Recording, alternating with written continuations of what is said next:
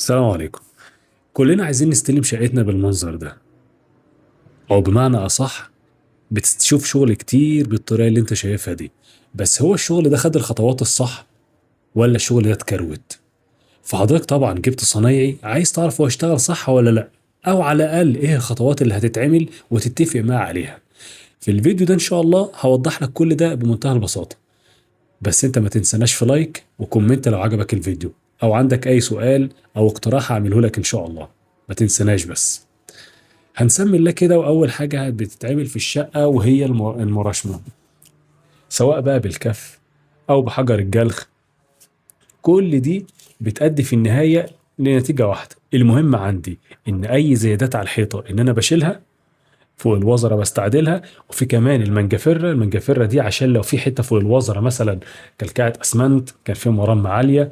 المهم إن أنا أراشم الحيطة كويس، وبعد كده انفضها بالمقشه بتاعتي واجهزها للمرحله اللي بعد كده. كل الخطوات دي مهمه جدا، وزي ما اتفقنا وزي ما احنا عارفين ان الشغل اللي اساسه صح نهايته صح. يبقى رقم واحد، اراشم الحيطان كويس قوي، اشيل الرملايه، اي زيادات، اي حاجه في الحيطه قبل ما اشتغل باذن الله تعالى مرحله السيلر بتاعي.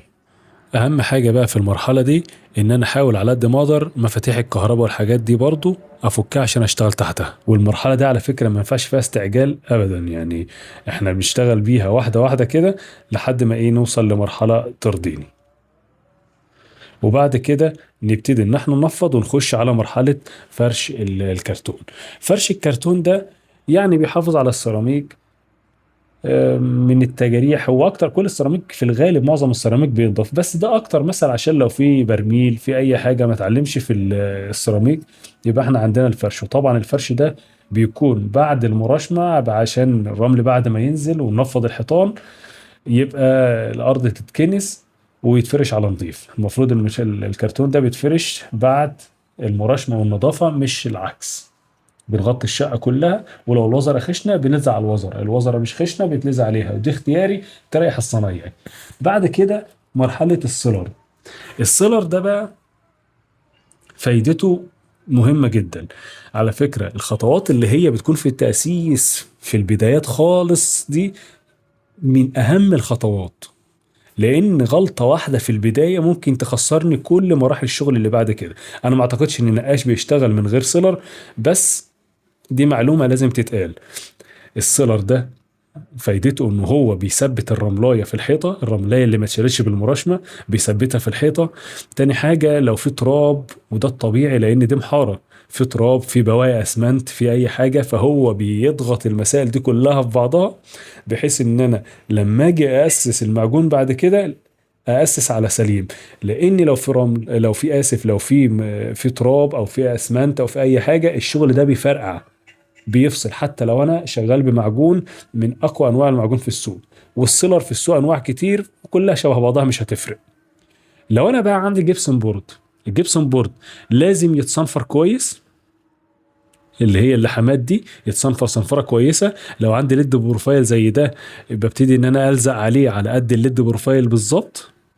تمام. ولو عندي سبوتات بلبسها اكياس بحيث ان انا استعملها في الاضاءه وكمان اصنفر عليها. يبقى دي مرحله ان انا لازم اغطي الاضاءه بتاعت السقف اللي انا بشتغل عليها. نيجي للمرحلة اللي بعد كده، وهي مرحلة لابد منها، وهي مرحلة السيلر الحراري.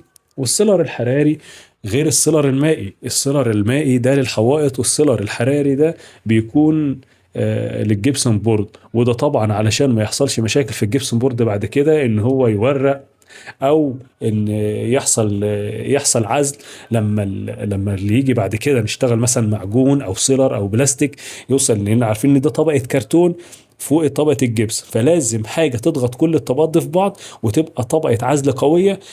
وانت اكيد حضراتكم فاهمين ان السيلر الحراري ده مميزاته ايه وقد ايه هو مهم جدا للمرحله اللي احنا شغالين فيها دي. فيبقى الجبسون بورد بعد ما يتصنفر ويتغطى كويس يبتدي نعزله بالسيلر الحراري، سواء بقى بنترنتنج من جوتن، عندك جي ال سي، عندك سكيب، اي شركه من الشركات الثلاثه دول. السيلر حراري زي الفل ممتاز. وينفع احيانا نعزل بسينيتون، وان كنت بفضل السيلر الحراري بدل السينيتون. السكينة الأولى والتانية لازم تكون سكينة خارجي. الشغل اللي على المحارة ده أقل شيء بياخد 4 سكين معجون. أول سكينتين لازم يكونوا معجون خارجي.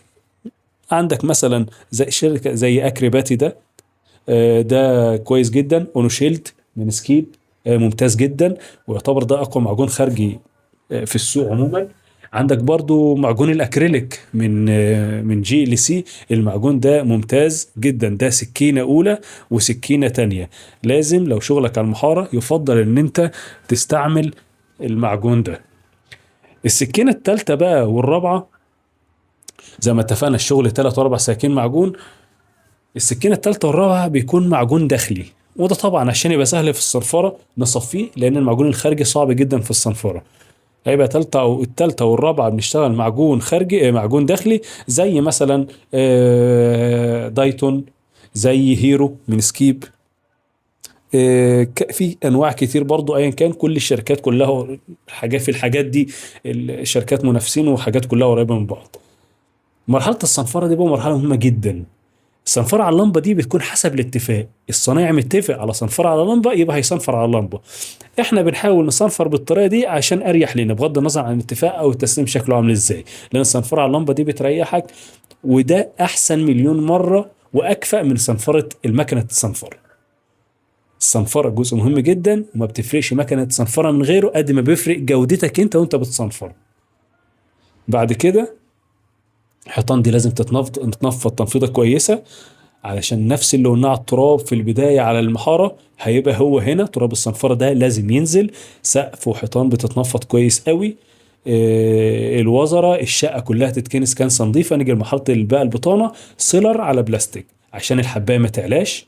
سيلر على بلاستيك يعمل حباية هادية ويساعدك في مرحلة التأسيق التشطيب اللي هي بعد كده. نبتدي مرحلة البطانة بتاعتنا بشوية السيلر على البلاستيك دول. تمام. اعمل حبايه هاديه زي ما قلت لك، ويساعدنا في اللي جاي بعد كده. لان مرحله لان الجزء الحبايه اللي بتعملها في البطانه دي بتكمل معاك لحد التشطيب، مهم جدا. مرحله التجهيز بقى، ودي برضو بتكون على حسب الاتفاق. ممكن في ناس بتلقط على لمبه، في ناس بتلقط عادي. المهم برضو على حسب الاتفاق. لو وصلت لمرحله انت هتسحب الجنب كله من اول وجديد مفيش مشكله، لان الاضاءه بتفضح. فواحدة واحدة كده، وتصنفر على لمبة، تلقط على لمبة وترجع تصنفر على لمبة مرة تانية. كده جهزت شغلك للتشطيب. يبقى عندك التشطيب، مفيش حاجة اسمها حد بيشطب من وشين. أقل حاجة في التشطيب 3 وشوش تشطيب. بلاستيكات التشطيب كتير جدا جدا جدا، وأنواع كتيرة، ومش مجالها في الفيديو ده. بس أيا كان، معلومة ثابتة تعرفها إن كل البلاستيك اللي موجود في السوق بلاستيك تشطيب ربع نص لمعة كاملة، كل ده قابل للغسيل، وكل ده ينفع معاك وقوي جدا. بتفرق في فروقات بسيطة مش مجالها دلوقتي، ممكن نتكلم عليها في فيديو تاني. المهم اللي تعرفه إن لازم البلاستيك يكون على الأقل ربع لمعة، والربع لمعة ده كويس جدا عشان خاطر يلم الدفات اللي في الحيطة بسبب المحارة بتاعتنا. فده بيساعدك إن شغلك يطلع كويس. وكمان الربع لمعة او 7% لمعة، لمعة شيك وهادية، غير اللمعة الاوفر اللي ذوقها مش حلو. كل ما اللمعة تبقى اعلى، كل ما ذوق الدهان او ذوق الشقة بيكون للأسف اقل.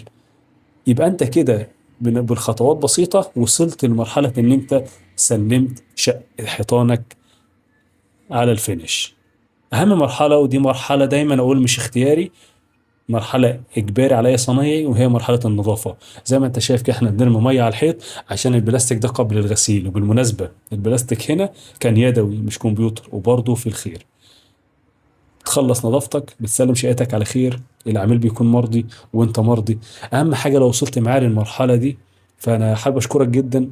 وحابب أقول لك بس يعني لايك بسيط منك هيفرق معانا. يا سلام لو كومنت عندك سؤال، وبس خلاص.